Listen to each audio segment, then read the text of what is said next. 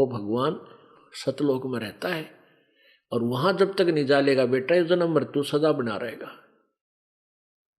अब बच्चा बोला जी एक बार वो आपका सतलोक दिखा दोगे हमने? कहाँ ही बोले बेटा, क्योंकि उस परमात्मा ने गवाह बनाने थे अपने। उसी से मैं उसे कहा कि ले प्रथम मंत्र ले मेरा, उसको प्रथम मंत्र दिया, शिष्य बनाया और सचखंड में ले गए। ब्रह्मा विष्णु महेश के लोक दिखाए, नरक और स्वर्ग दिखाया, पूरा ब्रह्मांड दिखाया, 21 ब्रह्मांड काल के दिखाए, वहां काल दिखाया सतलोक। उस 21वें ब्रह्मांड में तपस्या के पास अलग से बैठा था और 1 लाख प्राणी तपस्या पर भून रहा था ये काल, वो दिखाया। फिर परब्रह्म के 7 संग ब्रह्मांड दिखाए और फिर सतलोक में लेकर गए। कबीर परमेश्वर जी और गरीबदास जी की आत्मा सचखंड में सतलोक में पहुंचे। वहां एक बहुत बड़ा सफेद गुम्बद है, बहुत बड़ा सफेद मंदिर आकार का एक महल है। उसके सेंटर में परमात्मा पूर्ण ब्रह्म एक बहुत लंबे चौड़े सिंहासन पर विराजमान है। सफेद सिंहासन, सफेद ही वहां का सारी वस्तु। और उस पूर्ण परमात्मा सत्य पुरुष के एक रोमकूप में करोड़ सूर्य करोड़ चंद्रमा मिला दे इतनी रोशनी उनकी, उससे भी अधिक। इतना तेज है उस परमेश्वर का, उसके शरीर का। तो नीचे से वही परमात्मा डबल रोल कर रहा था। नीचे से जो जिंदा महात्मा के रूप में परमेश्वर आए थे कबीर जी, वो वहां जाकर के उस महल में प्रवेश करके साथ में गरीबदास जी की आत्मा को साथ लेकर के वहां गए। और स्वयं कबीर जी ने वहां एक चंवर रखा था। चंवर होता है सफेद सफेद बालों का, आदर सत्कार से अपने गुरु जी पर या ग्रंथों पर सत्कार से हिलाते हैं उनको, चंवर डुराना बोलते हैं, डुराते हैं। तो कबीर जी ने, परमेश्वर ने जिंदा महात्मा के रूप में जो कबीर परमेश्वर गए थे नीचे से, उसने उठाकर चंवर और अपने ही दूसरे स्वरूप सत्य पुरुष के ऊपर चंवर करना शुरू किया। अब गरीबदास जी ने सोचा भाई बाबा जी तो इसका नौकर है और ये बैठा भगवान, ये है वो सत्य पूर्ण परमात्मा, तख्त पर बैठा है। इतने में क्या हुआ कि वो सिंहासन पर बैठे भगवान खड़े हुए और जिंदा जो नीचे से जिंदा महात्मा के रूप में गए थे पर वो सिंहासन पर विराजमान हो गए। और वो तेजोमय शरीर वाला परमात्मा जिंदा महात्मा वाले शरीर के ऊपर चंवर करने लगे, ऐसे सेवा करने लगे। अब गरीबदास जी सोच ही रहे थे भाई इस बाबा जी पर भगवान चंवर कराई, बाबा जी भी कसूताए है। तो इतने में क्या हुआ कि वो तेजोमय शरीर जिंदा वाले शरीर में प्रवेश कर गया। अकेले कबीर भगवान जो जिंदा महात्मा के रूप में आए थे वही और ऑल कंट्रोलर की सीट पर विराजमान हो गए, अकेले रह गए। सब ब्रह्मांडों के संचालक रूप में वहां विराजमान है और वो चंवर अपने आप हिल रहा है, बगैर किसी के हिलाए अपने आप हिल रहा है। चंवर हो रही, सेवा हो रही है। तब गरीबदास जी ने कहा रयू बाबा जी के तो भगवान ने पड़ा था भाई। तब परमेश्वर ने कहा कि प्यारी आत्मा ये तुम्हारा निज स्थान है, वो काल का भयंकर लोक है, वह कोई जीव सुखी नहीं, सबकी मृत्यु होगी, चाहे कोई राष्ट्रपति चाहे पूरी पृथ्वी का राजा है, बेटा वहां जीव सुखी नहीं है। अब वहां देखा कि तुम्हारे ये स्थान थे, तुम यहां से गए हो, ये क्षेत्र देख लो खाली पड़े हैं, ये मकान तुम्हारे, इतने सुंदर महल यहाँ के ब्रह्मा विष्णु महेश के नहीं हो सकते जो तुम्हारे वहां पर महल आज खाली पड़े हैं। तब गरीबदास जी ने कहा बाबा जी मैंने वापस मत भेजो, यहीं रख लो मुझे, मैं नहीं जाता उस गंदे लोक में। होए होए 10-20 वर्ष 50 वर्ष पाछे फिर मरना वहां पर, वहां कोई नहीं रहा, दादे रहे ना पड़दादे रहे, वर्तमान में छोटी उम्र के मर जाते हैं। तो परमात्मा बोले भाई ऐसे नहीं रख सकते। कबीर जी बोले बेटा तुम सब इच्छा से वहां गए थे और तुम वहां जाकर के ऋणी हो गए हो काल के। अब मैं तुम्हें मंत्र दूंगा सतनाम, और ये प्रथम मंत्र, इनकी तू कमाई कर डट के, मैं तुम्हारे साथ रहूंगा बेटा, और मैं साथ रहूंगा तो काल तुम्हें भक्ति करने देगा ना, भक्ति भी नहीं करने दे, 100 टेंशन पैदा कर देगा। तो मेरी मर्यादा में रहना, मेरे नियम भंग मत करना, तुम्हारे ऊपर कोई आपत्ति नहीं आने दूंगा बेटा, जा तू वापस, और मेरे ज्ञान का ढंडोरा पीट, सबको बता के भगवान कोई और है, ये यहाँ के भगवान है, ये नासवान है, ये तुम्हें पूर्ण मोक्ष नहीं दे सकते। अब उधर तो गरीबदास जी ऊपर सैर सपट्टे कर रहे हैं, और पीछे से क्या हुआ कि वो पाली जो थे, वो जो गवाले थे वो आए 2-3 घंटे के बाद, कितना दूर दूर ले गए पशुओं को। उन्होंने देखा वो गरीबदास कहाँ है, उठ आया नहीं अपने डांगर घेरन खातर। वहां टर्न लगाते हैं पाली कि 1 घंटा तेरा इस साइड में, तेरा 1 घंटा इस साइड में, तो पशुओं को की रखवाली करेगा। जब गरीबदास जी की टर्न आई तो उसकी खोज हुई कि लाओ उसको, कहाँ सो गया। देखा तो वो तो ऐसे बैठे हैं शरीर उनका, और महात्मा वहां पर थे नहीं। आवाज लगाई रहे, गरीबू ओ गरीबा, गरीबा कहा करते थे, उठ ले भाई, आजा आजा बच्चा, आजा तेरी टर्न आ गई, तू अब खेतों अब रखवाली कर। अब वह गरीबा होता है, बोला है, तो शरीर था वहां पर। एक न आके पाड़ी ने पकड़ के ला दिया, न बोला भगत जी खड़ा हो, चल तेरा नंबर आ गया, नो करते हो गिर गया। देखा तू तो मरा पड़ा है, मर गया। पाली बुला लिए, बाजाओ रे बाजाओ। अब क्या था कि गरीबदास जी के पिताजी करोथा गांव के रहने वाले थे, जहां इस दास का आश्रम है जो सरकार ने ग्रहण कर रखा है, उसी गांव के रहने वाले थे। और वो उनकी ससुराल थी, यानी गरीबदास जी के मामा जी थे वहां छुडानी में, और उनका कोई मामा नहीं था, नाना जी का संतान नहीं, यानी पुत्र नहीं था, बेटी बेटी थी, और जमीन बहुत घनी थी। तो गरीबदास जी के पिताजी वहां छुडानी में ही रहा करते थे।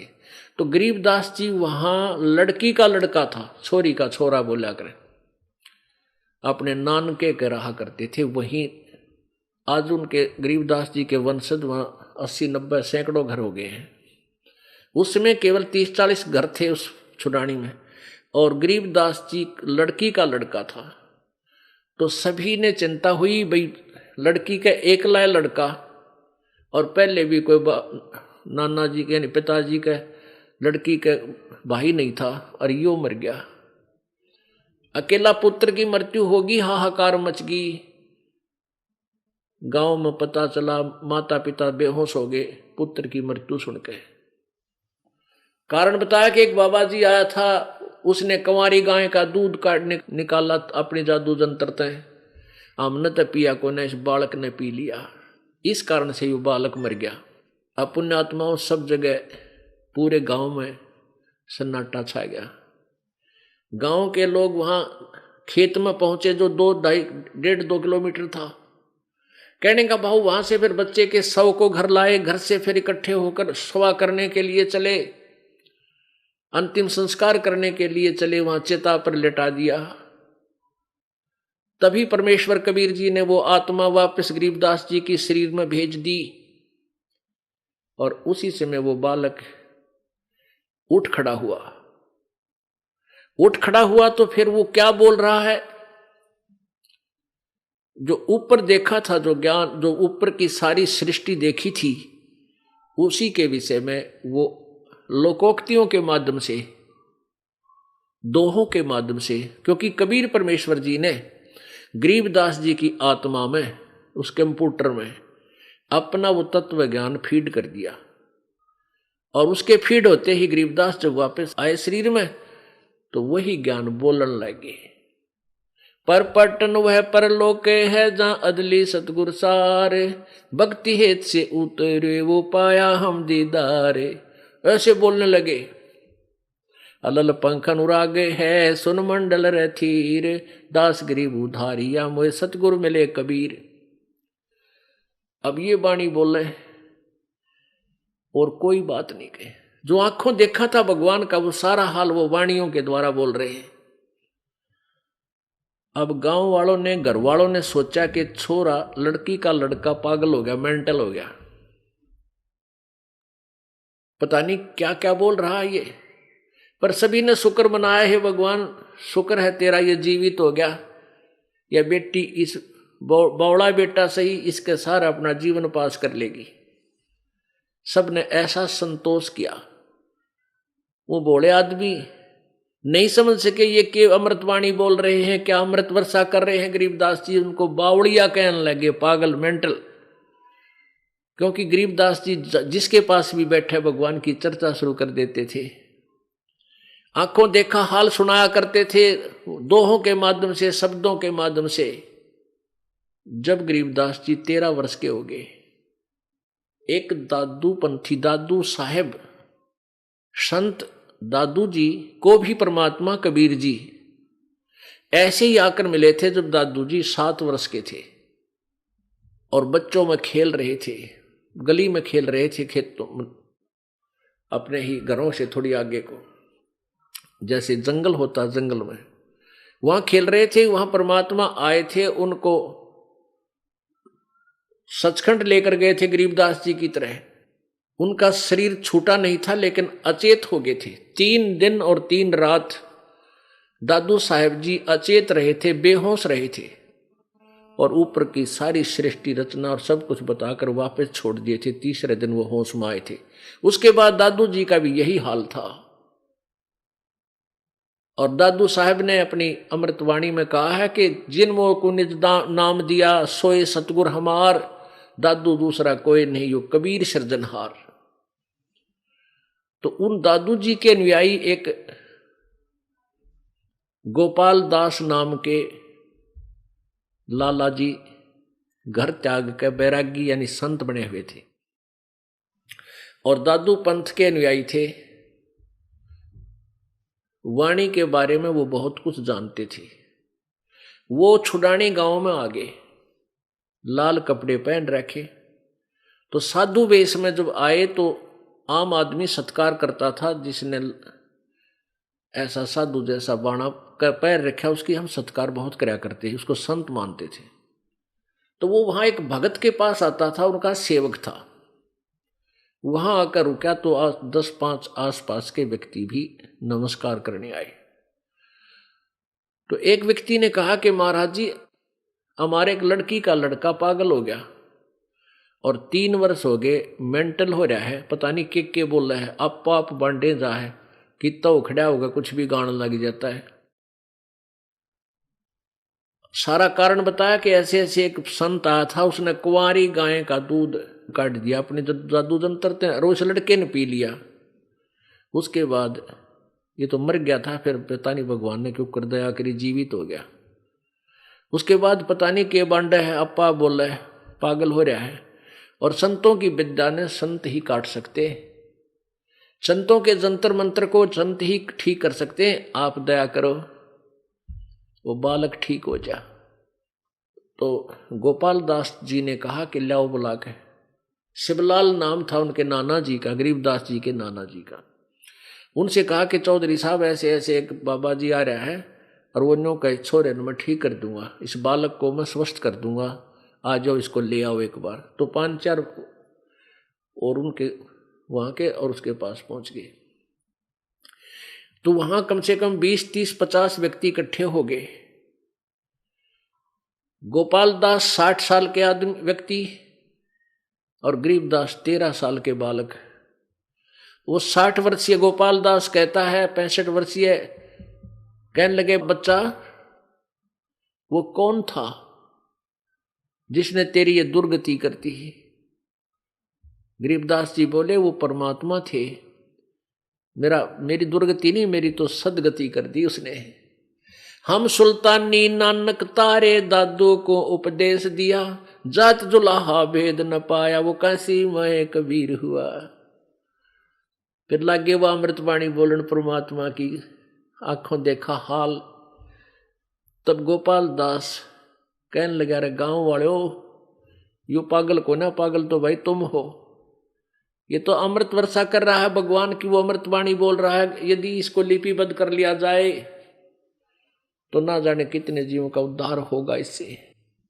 अब वो 60-65 साल का बूढ़ा बुजुर्ग महात्मा संत को आवे था और सुनकर अमृतवाणी उस परमेश्वर की गरीबदास जी के मुखारविंद से हाथ जोड़ कर नो बोला, महाराज जी ये अमृतवाणी मुझे लिखवा दो,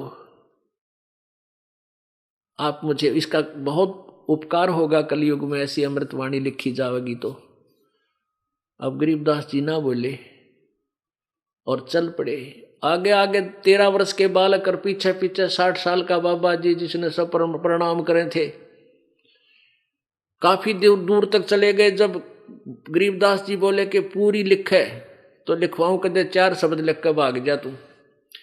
ने बोला जी पूरी लिखूंगा, मुझे कोई काम नहीं, घर से बाल बच्चे छोड़कर मैं साधु हो चुका हूं और ये उपकार मेरे से हो जाएगा, मेरा कल्याण होगा। तो गरीबदास जी का ऐसे ही एक बेरी का बाग था, बेरी, और उसमें एक जंडी का पेड़ था, जांटी का, उसका नीचे बैठ जाते सुबह और शाम तक परमात्मा की वाणी आंखों देखा हाल गरीबदास जी बोलते थे। श्लोकों के माध्यम से, दोहों के माध्यम से, लोकोक्तियों के माध्यम से, शब्दों के माध्यम से, और गोपाल दास जी लिखा करते थे। वो सदग्रंथ, वो आंखों देखा हाल, आंखों देखा परमात्मा के साक्षात किया हुआ जो वर्णन संत गरीबदास जी ने अपने सदग्रंथ, अपनी वाणी में, अमृत वाणी में लिखवा रखा, जो लिपिबद्ध किया और अब उसको प्रिंट करवाया गया है। जैसे अखंड पाठ चल रहा है भगवान की वाणी का, और ये दास उसी से आपको पढ़कर सुनाता है और वेदों से मिलाता है, गीता और भागवत से आपको उसी वाणी को मिलाते हैं जो 100% सत्य है। वो लिखी गई। उसमें क्या बताया है, जब गरीबदास जी की आत्मा को लेकर परमात्मा धर्मराज के दरबार में पहुंचे। धर्मराज कौन है? जो यहां का सबका अकाउंट रखता है, पुण्य और पाप का। और वो ब्रह्मा विष्णु महेश जब उसके दरबार में जाते हैं तो धर्मराज कुर्सी नहीं छोड़ता, चीफ जस्टिस है यहां का वो। जैसे भारतवर्ष का सुप्रीम कोर्ट का चीफ जस्टिस, मंत्री वहां जाओ कोर्ट में स्वाभाविक, या कोई प्रधानमंत्री जावे, वो अपनी सीट छोड़कर खड़ा नहीं होगा। जब राष्ट्रपति जाएगा तो चीफ जस्टिस भी अपनी कुर्सी त्याग कर सत्कार से उसके लिए खाली कर देगा, विराजमान हो, क्योंकि वो चीफ राष्ट्रपति सुप्रीम जज भी है। इसी प्रकार पूर्ण परमात्मा जब वहां पहुंचे, गरीबदास जी को साथ लेकर के धर्मराज के दरबार में, धर्मराय के दरबार में, तो जाते ही परमात्मा की शक्ति को देखकर धर्मराज ने कुर्सी त्याग दी, सिंहासन छोड़ दिया और कहा, विराजो परमेश्वर। परमात्मा बैठे नहीं, खड़े खड़े, जैसे एक उच्च अधिकारी निम्न अधिकारी को आदेश देता है रौब के साथ, ऐसे उनके साथ वार्ता की, वो आपको सुनाते हैं। अब गरीबदास जी ने आंखों देखी शक्ति और उनकी महिमा का कैसे वर्णन किया। पंजा दस्त कबीर का सिर पर राखो हंस, यम किंकर चंपे नहीं उधर जात है वंश। दर्द बंद दरबे से है सतगुरु पुरुष कबीर, नाम लिए बंद छूटे है और टूटे यम जंजीर। सतगुरु पुरुष कबीर हैं 3 लोक तत्सारे, कोट 49 परछे भी 14 भवन उधार। सतगुरु पुरुष कबीर हैं 3 लोक तत्सारे, 2-4 की क्या चले ये उधार हंस अपार। सतगुरु पुरुष कबीर हैं 4 युग परवान, झूठे गुरुआ मर गए ये हो गए भूत मसान। गरीब झूठे गुरु के आसरे कदे न उधरे जीव, सच्चा पुरुष कबीर है, आद्य पुरम गुरु पीव। गरीबदास जी बता रहे हैं कि पंजा दस्त कबीर का, सिर पर रखो हंस, और जम किंकर चंपा ने यम के दूत तुम्हारे निकट नहीं आएंगे, भूत प्रेत कभी निकट नहीं आएंगे, और तुम्हारा पूरी वंश आने वाली पीढ़ियां भी पार हो जाएंगी। इसके चरणों में लगे रहना। पंजा दस्त कबीर का, सिर पर रखो हंस। अब कबीर जी का पंजा हमारे सिर पर कैसे रहेगा? जब लग हंसा हमरी आना, काल लगे ना तुमरा बाना। जब तक हम कबीर परमेश्वर की मर्यादा में रहेंगे, उनके नियम में बंधे रहेंगे, मर्यादा का पालन करेंगे, नाम खंड नहीं करेंगे, तो उनका पंजा आपके सिर पर बना रहेगा। यदि आप नामखंड कर दोगे तो फिर काल आपको नहीं बख्शेगा। पंजा दस्त कबीर का, सिर पर रखो हंस, ये यम किंकर चंप नहीं, उधर जात है वंश। सतगुरु पुरुष कबीर का, बिखम पंथ बैराट, शिवसन का दिक ध्याव ही, मुनिजन जो है बाट। लख लख योजन उड़त हैं ये सुर नर मुनिजन संत, ऊंचा धाम कबीर का है कोई न पावे अंत। कहते हैं समाधि लगा लगा के ये ऋषि जन न जाने कितनी ऊंचाई तक इनकी समाधि पहुंच जाती है, लाख लाख योजन तक पहुंच जाते हैं, लेकिन परमात्मा के महल में इन समाधियों से नहीं जाया जा सकता। उसका तरीका न्यारा है। अब क्या बताते हैं कि जब धर्मराज के दरबार में परमात्मा के साथ गरीबदास जी गए तो आंखों देखा हाल बोल रहे हैं। धर्मराय दरबार में देई कबीर तलाक, मेरे भूले चूके हंस को तू पकड़िए मत कजाक। धर्मराज के दरबार में परमेश्वर जाकर बोले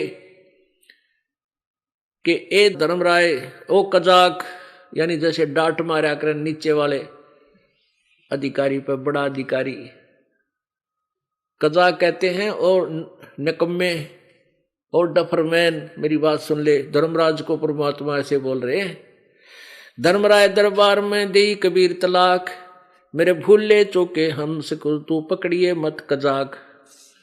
कि मेरा कोई हंस है जिसने मेरा नाम ले रखा है, उसको तू पकड़, उसको तू हिसाब मत करना, उसका कोई अकाउंट नहीं करेगा। फिर धर्मराज क्या बोला? बोले पुरुष कबीर से धर्मराय कर जोड़, हाथ जोड़कर न्यायाधीश बोला, तुमरे हंस न चंपा हूं मन 2 लाख करोड़। आपके जो उपदेशी हैं, आपकी शरण में जो आ गया आपके हंस, उनको मैं नहीं पकड़ूंगा, ना उनका कोई अकाउंट करूंगा। मन 2 लाख करोड़, लाख तौबा है मेरी। फिर प्रश्न करता है विनम्रता से धर्मराज, कहता है कि भगवान, जिसने आपकी शरण में आने से पहले शराब पी रखी, चोरी कर रे डाके मारे, जीवन साकी मांस खाए, उनके तो बैड अकाउंट मेरी बही में लिखे हैं, मेरे अकाउंट में, उनको तो मैंने सजा देनी पड़ेगी, ये मेरी मजबूरी है प्रभु। परमात्मा बोले, ये कर्म भ्रम ब्रह्मंड के मैं पल में कर दूं नेस, इन पे ऐसे कलम मार दूंगा, काट दूंगा, और जिन हमरी 2 दिसो करो हमारे पेश। जिसने मेरा नाम बता दिया कि मैं कबीर साहब का अनुयायी हूं और भूल भटक कर तुम मुझे यहां ले आए हो, कहते हैं उसका अकाउंट मत करना। और उसने जो मेरी शरण में आने से पहले जो गलतियां कर रखी है, उनको मैं कैंसिल कर दूंगा, खत्म कर दूंगा, उन पापों को काट दूंगा, तेरे अकाउंट से भी निकाल दूंगा, फिर तुझे कोई बोधरेशन नहीं रहेगी। अब क्या कहता है? मद आहारी जारी नरा जो भांग तमाखू खाही, परदारा पर घर तक हैं जिनको लो अकनाही। धर्मराय विनती करे सुनियो पुरुष कबीर, जिनको निश्चय पकड़ूंगा जड़नी पड़े जंजीर। कर्मों से तीरथ थे अब हैं जो शरण कबीर, जिनको निश्चय मारू हूं काढ़ो बल तकसीर। कि पहले तो सब कर्म किया करते थे, अब जो आपकी शरण में आगे उनके लिए दंड तो प्रभु मैंने देना पड़ेगा। तो क्या कहते हैं परमात्मा? पहले किए सो बख्श हूं आगे करे ना कोई, कबीर कहे धर्मराय से नाम रटे मम सोई, के पहले जो किए उन्हें बख्श दूंगा, कैंसिल कर दूंगा। जो मेरा नाम रटते हैं, जो मेरी सच्ची साधना करते हैं। करम भरम ब्रह्मंड के मैं पल में करहूं नेस, जिन हमरी दो ही दी सो करो हमारे पेश। शिव मंडल ब्रह्मापुरी चाहे विष्णु लोक में हो, हमरे गुण भूले नहीं तो आन छुटाऊं तो। अब क्या बताया है कि जो मेरी शरण में है और जिन्होंने मेरा उपदेश ले रखा है, उन्होंने पहले गलती कर रखी अनजान पड़े में, उन सबको मैं, उन पापों को नाश कर दूंगा, खत्म कर दूंगा। और आगे मैं इतना ज्ञान दे देता हूं कि परमात्मा कहते हैं ऐसा ज्ञान दूंगा कि वो बहुत प्यारी आत्मा गलती नहीं करेगी। अपुण्यात्माओं, हम परमात्मा की महिमा से बिल्कुल अपरिचित थे। दंत कथा लोक वेद सुना सुना के हमारा जो हिंडोला बना रखा था, इन्हें कोई किसी को भगवान बता देता था। कहीं पर कितना 4 ईंट लगा रखी है, मंदिर बना रखा है, और किसी मूर्ख ने कह दिया ये इसमें है भगवान, उड़ा कुत्ते मुत्ते एक मंडी सी बना रखी है और हम उसने पूजा करते और कुत्ते उड़ा मूछ कर जाते। तेरा गजब भैया है। किसी ने किताब बता दिया नैना देवी में, उड़ा नैना देवी में 2,500 आदमी मर गए, इसमें बागा दौड़ी में। बतावा कित गई थी वह नैना देवी, जब नाश कर दिया। गए थे कल्याण करवाए सर्वानाश, एक एक परिवार के 3-3 आदमी मर गए वहां पर। तो पुण्यात्माओं, हम घने दुखी हो गए। हम दुखी हो गए भगवान से दूर होकर के, परमात्मा को ना पहचान कर इन अज्ञानी ऋषियों और गुरुओं को हमने पूर्ण संत मानकर। अब उनसे पीछा छुटवाओ और परमात्मा की शरण में आओ, अपना कल्याण करवाओ। बोलो सतगुरुदेव। परम पिता परमात्मा, सारी सृष्टि के रचनहार, कुल मालिक कबीर परमेश्वर है। ये वही परमात्मा है जो बनारस में, काशी में, भारतवर्ष की पवित्र भूमि पर सन 1398 संवत 1455 ज्येष्ठ सुदी पूर्णमासी को बनारस के अंदर लहरतारा तालाब में विकसित कमल के फूल के ऊपर नवजात शिशु का रूप धारण किया सतलोक से आकर। ये वो परमात्मा है, इन्होंने किसी मां से जन्म नहीं लिया था। ये वो पूर्ण परमात्मा है, जब सह शरीर आए थे सह शरीर चले गए थे मगर स्थान से। पुण्यात्माओं, परमात्मा की प्राप्ति, मोक्ष कोई ज्यादा कठिन काम नहीं है। सबसे कठिन काम है ये निर्णय करना कि परमात्मा कौन है, उसके पाने की विधि कौन सी है, और पूर्ण संत प्राप्ति, ये 3 चीज कठिन है। जब पूर्ण संत मिल जाएगा तो ये संशय भी निवारण हो जाएंगे। अब ये सत्संग जो तत्व ज्ञान के आधार से किया जाता है, ये वो तत्व ज्ञान है, ये वो सच्चिदानंद घन की वाणी में वर्णित यथार्थ ज्ञान है, जो किसी भी ऋषि महर्षि के हाथ नहीं लगा। उनको ये ज्ञान नहीं हुआ। केवल कुछ एक पुण्यात्माओं को परमेश्वर स्वयं आकर के सतलोक से आकर के मिले, जैसा कि उसका विधान है। परमात्मा स्वयं ही आते हैं, अपने तत्व ज्ञान को ठीक ठीक वो स्वयं ही प्रचार करते हैं। परमात्मा की परिभाषा अर्थात अपनी जानकारी वो स्वयं ही आकर के बताते हैं, क्योंकि काल भगवान ने सब मिथ्या ज्ञान, लोक वेद पूरे मानव समाज में प्रवेश कर रखा होता है। उसी पूर्ण परमात्मा ने आज से लगभग 600 वर्ष पूर्व यही तत्व ज्ञान सच्चिदानंद घन की वाणी में, अपनी कबीर वाणी में लिखवाया हुआ था। उच्चारित किया था, बोला था, जो धर्मदास जी साहेब ने उसको लिपिबद्ध किया था। और वो ज्ञान आज सभी सदग्रंथों से भी मेल खाता है। अब इस तत्व ज्ञान के आधार से निर्णय किया जाएगा कि परमात्मा कौन है, कुल का मालिक कौन है, और उसके पाने की विधि क्या है।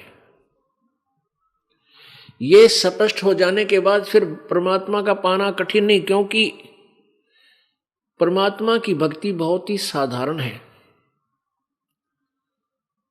जिसको प्रत्येक वर्ग कर सकता है। गरीब से गरीब कर सकता है, बीमार कर सकता है, रोगी और स्वस्थ सभी भगवान को प्राप्ति कर सकते हैं। लंगड़े लूले जो भी हैं वो परमात्मा प्राप्ति कर सकते हैं। ये निर्णय होते ही कि परमात्मा ये है, कबीर देव है, कबीर भगवान, और यही पूजा के योग्य है, इसके पाने का ये मंत्र है, और पूर्ण संत से ही मंत्र प्राप्त करके भक्ति की जाती है। ये तीनों चीज मिलने के बाद, स्पष्ट हो जाने के उपरांत, चलते फिरते, बैठ के, लेट के, सफर में, यात्रा में आप उस नाम का जाप करते रहिए। और गुरु मर्यादा में चलिए, जो भी धर्म क्रियाएं बताई हैं वो करते रहिए। सभी ने प्रमाण दिया है कि राम नाम रटते रहो जब तक घट में प्राण, कभू तो दीन दयाल के भनक पड़ेगी कान। ये तो सूक्ष्म वेद कबीर परमेश्वर के द्वारा दिया गया ज्ञान में लिखा है कि परमात्मा की प्राप्ति का जो मंत्र है वो राम का नाम है। उस राम नाम को अंतिम श्वास तक जाप करते रहिए, और कभी तो परमात्मा की कृपा होगी, आपको सीने से लगाकर अपनी प्यारी आत्मा अपने बच्चे को सतलोक ले जाएगा। इसी का प्रमाण पवित्र गीता जी अध्याय नंबर 8 के श्लोक 13 में कहा है। गीता ज्ञान दाता कहता है, ब्रह्म की मेरी साधना का ओम इति एक अक्षरम, ब्रह्म व्यवहारन माम अनुशमरन, यह प्रयाति तजम देहम सयाति परमाम गतिम। अब स्पष्ट क्या है कि मेरा एक ओम नाम है मुझ ब्रह्म का, माम ब्रह्म,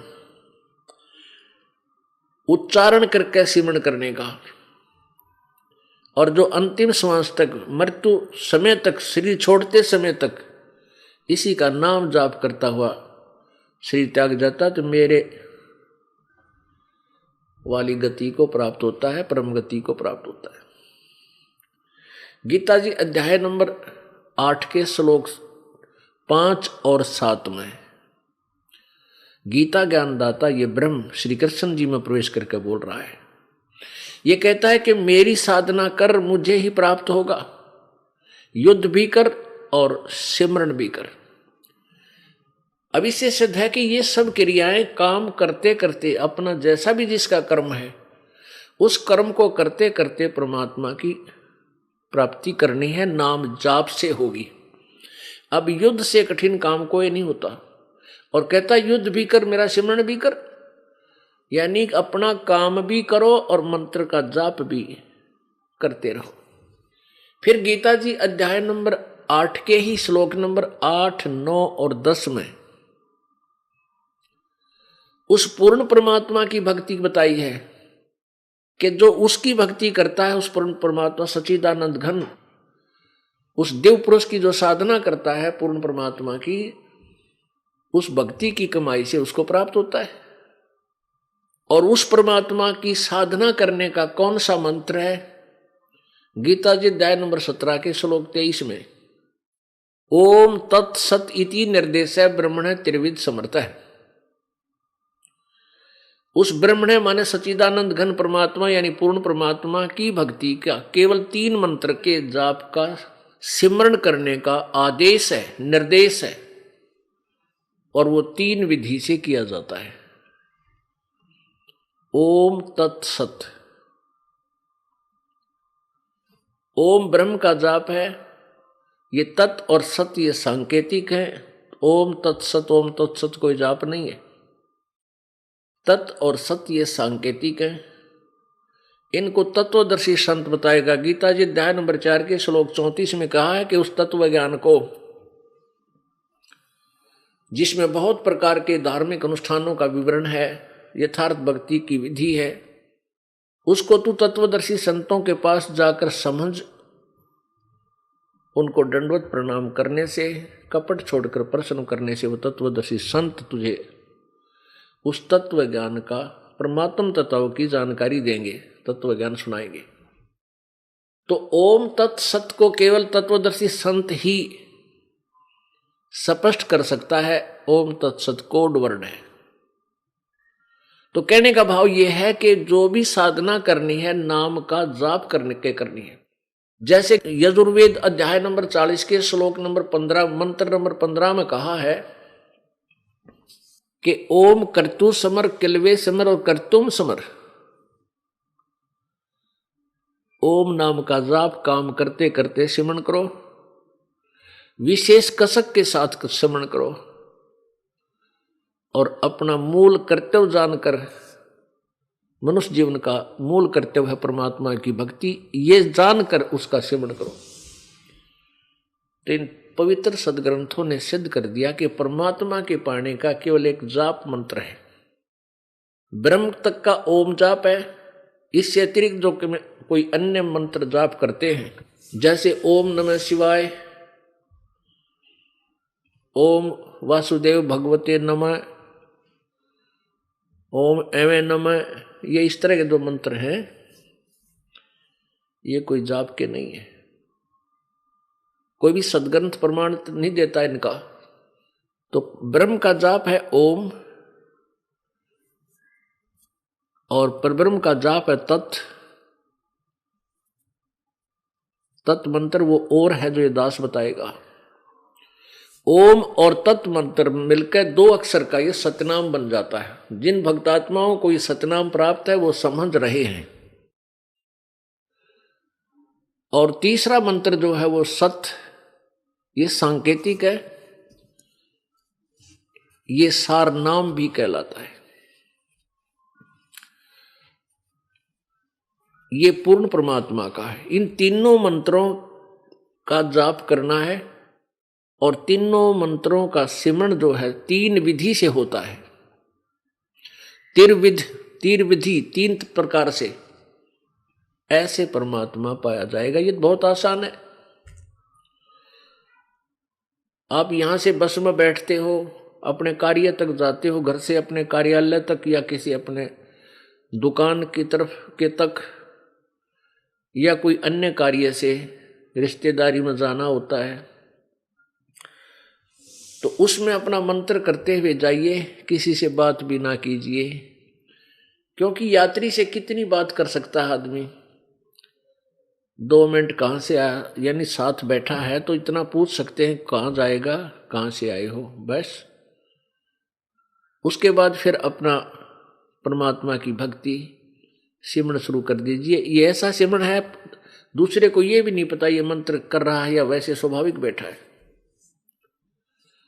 श्वास उश्वास से इसका जाप होता है।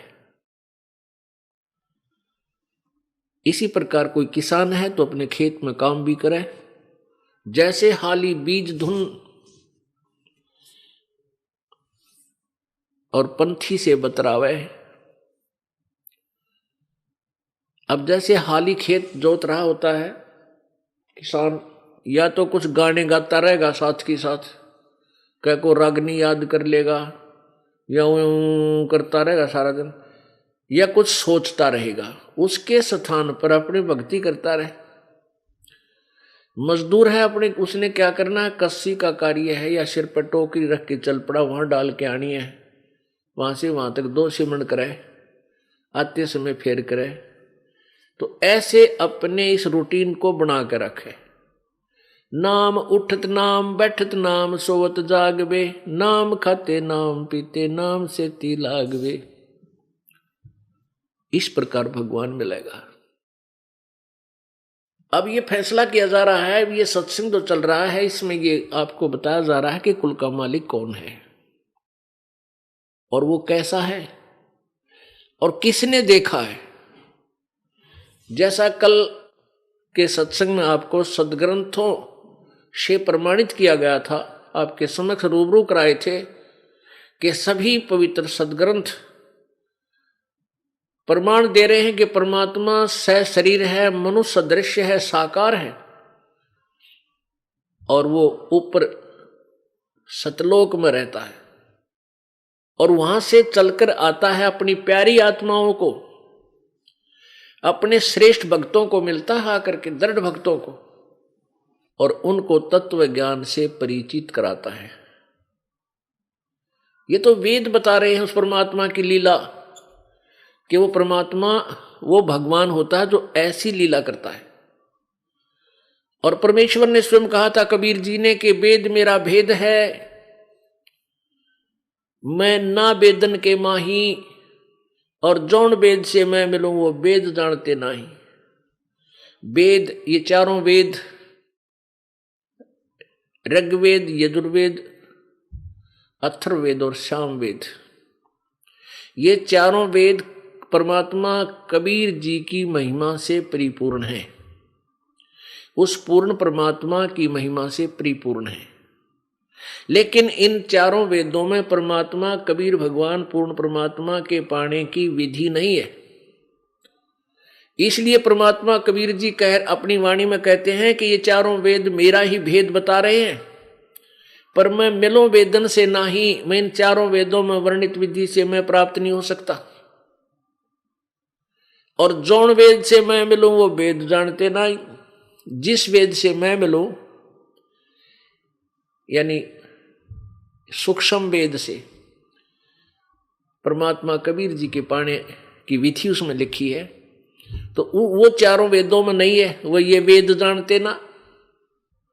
आज सुबह के सत्संग में आपको ज्ञान दिया था, जानकारी दी थी कि आदरणीय गरीबदास साहिब जी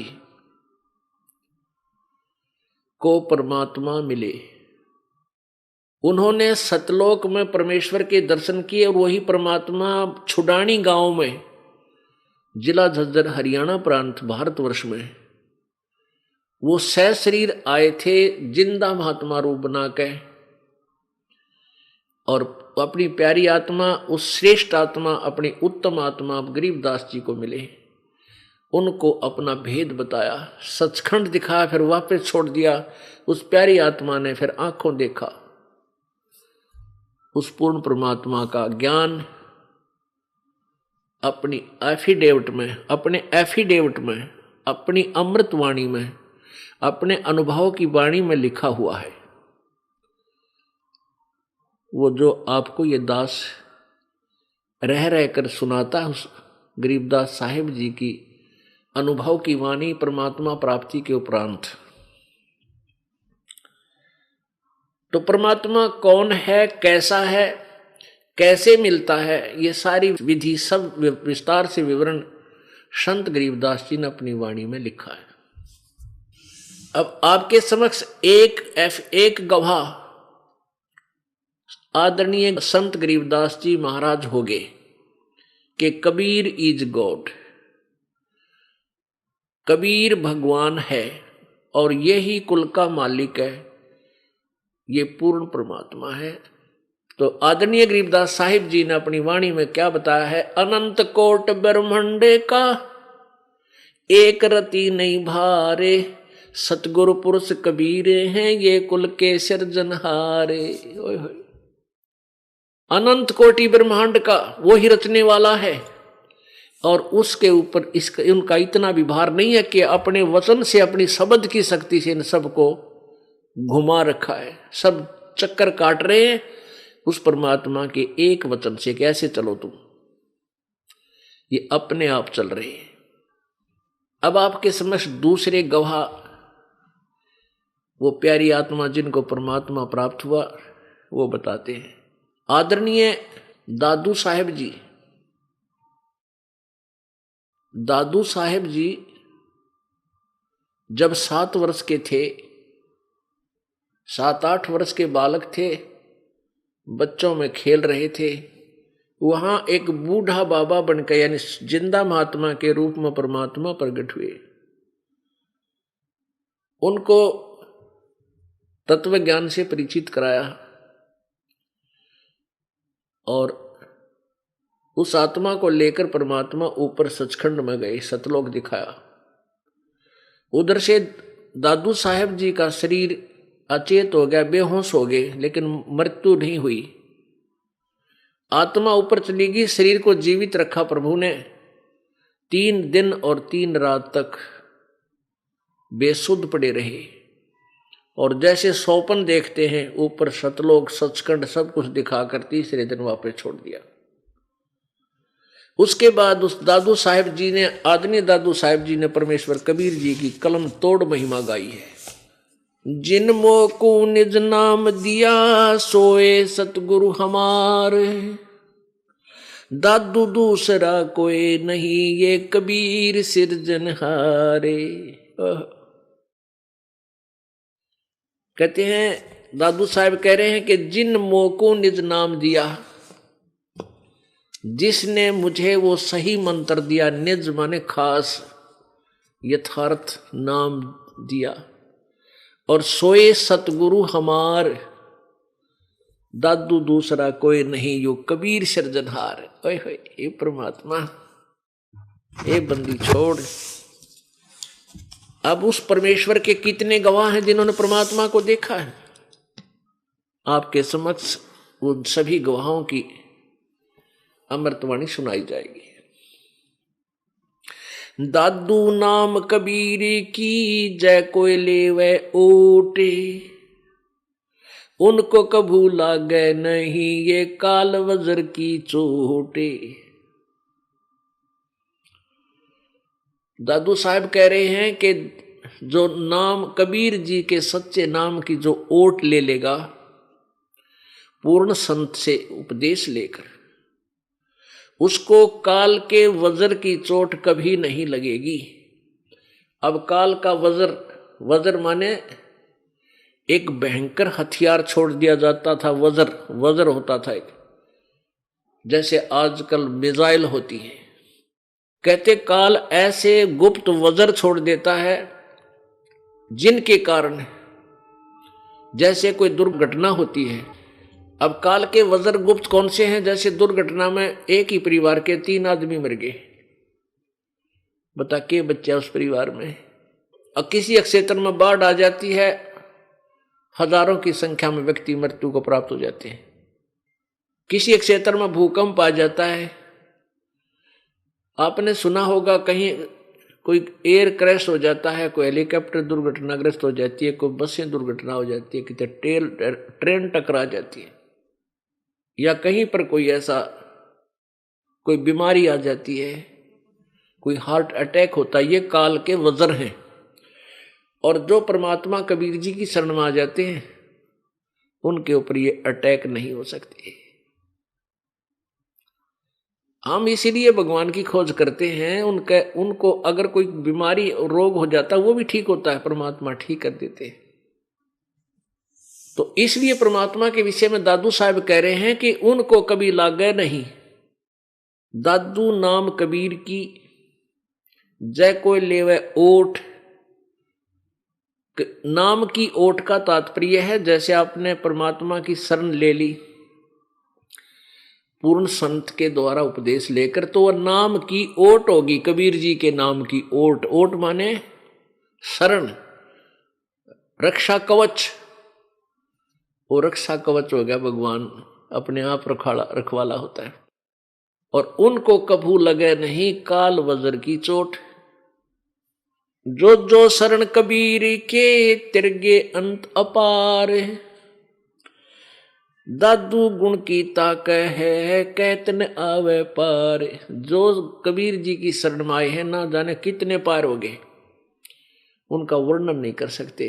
परमात्मा प्रत्येक कलयुग में, वैसे तो प्रत्येक युग में आते हैं, लेकिन उन 3 युगों में थोड़े ही जीव पार होते हैं और चौथे कलयुग में परमात्मा थोक के भाव से पार करते हैं, बिना गिनती के। अब जो यह पिछली पीढ़ी प्रारंभ होगी, इसमें परमात्मा न जाने कितने लाखों करोड़ों अरबों तक को पार करेगा। और ये सुअवसर इसी युग में, कलयुग में और इस पिछली पीढ़ी में होता है। कुछ हजारों वर्षों तक ये ज्ञान चलेगा। हजारों वर्षों तक जो भी पुण्यात्मा परमात्मा की प्यारी होंगी, उनका जन्म आप पुण्यात्माओं के घर में अच्छी आत्माओं का होगा। वो पिछले पुण्यकर्मी प्राणी आएंगे, आपको भी कोई कष्ट नहीं होने देंगे, उनके कर्म इतने अच्छे होंगे। और फिर वो भक्ति करके अपना पार हो जाएंगे। हजारों वर्षों के बाद फिर नास्तिकता फिर पनपेगी, लोग दुष्ट हो जाएंगे। अब देख रहे हो कितनी गिरावट आ गई है समाज में, भक्त मनुष्य समाज में जुल्म हुआ पड़ा गति। और अब ये इस ज्ञान से एक बार फिर सेट होएगा, भगवान से डरने वाली अच्छी आत्मा ऊपर आवेंगी, उभरेंगी, और निकम्मी आत्मा भी अच्छी हो जाएंगी।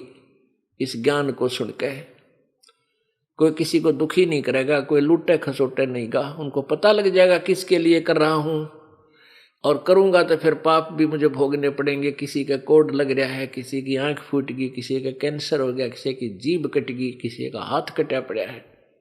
ये पाप कर्मों के परिणाम है। फिर जब को ये पता हो जाएगा कि ये जैसे जो हमें आपदाएं आती हैं, ये हमारे पाप कर्मों से आती है, फिर कोई बुरा नहीं कर सकता। अनजानपने में हाथ जला रहे हैं हम, अनजानपने में नंगे तार को, बिजली के तार को जिसमें करंट होता है, उसको भी छू लेता है बालक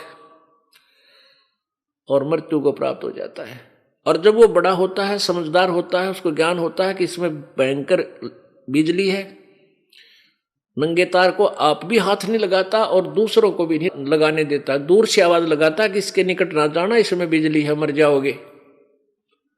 तो पुण्यात्माओं, ये जो पाप अज्ञानता में कर रहे हैं, कोई मिलावट करता है, कोई चोरी कर रहा है, कोई लेकर नहीं देता, कोई झूठ बोल रहा है, कोई रिश्वत लेता है, ऐसे ऐसे जुल्म कर रहे हैं, कोई दहेज मांगता है, परेशान करता है किसी दूसरे को। और जो जिसके अधीन है, जैसे पत्नी अधीन है पति कर, वो अपनी पत्नी को तंग करता है तो पाप का भागी होता है। ऐसे ही जो जिसके अधीन है, वो तगड़ा आदमी नीचे वालों को परेशान करता है, उसको बहुत बुरा हाल होता है। तो फिर हमें डर लगेगा कि आत्मा परमात्मा की है और इनको हम दुखी करेंगे तो प्रभु हमसे नाराज हो जाएगा, क्योंकि उसके बालक हैं ये उस धनी के बच्चे हैं। धनी के बच्चों को कोई तंग करता है तो उसकी फिर शात आया करे, उसकी खूब पिटाई करता है वो, तो फिर हमें डर लगेगा, फिर हम गलती नहीं करेंगे। तो ऐसे हम परमात्मा के इस ज्ञान को समझकर एक मानव बनेंगे। अब हम मानव नहीं रहे। कहते कुब्द कांसड़ी चढ़गी चित पे तू होया मनुष्य से नागरे, सूझे नहीं सजन सुख सागर बिना प्रेम बैरागरे।